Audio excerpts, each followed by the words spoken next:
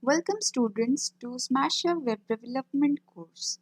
In this tutorial, we would be learning about ID attribute, how it is different from class attribute, and how to make bookmark using ID attribute.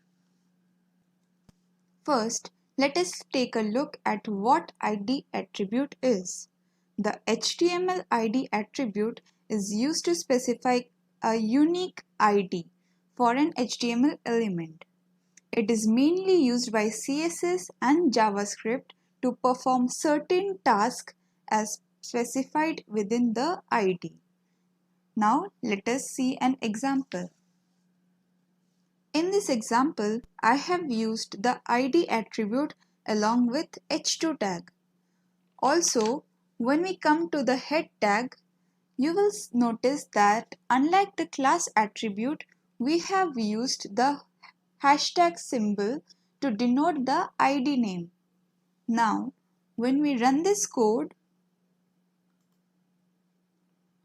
we see that the styling is being implemented.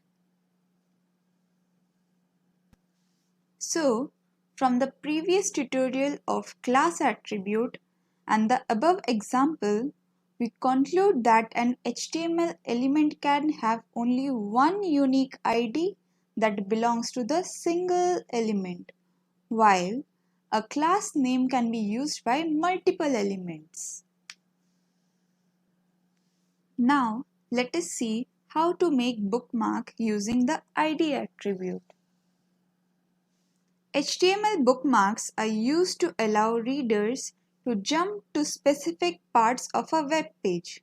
It is very useful if your web page is very long. To make a bookmark, you must first create the bookmark using the ID attribute.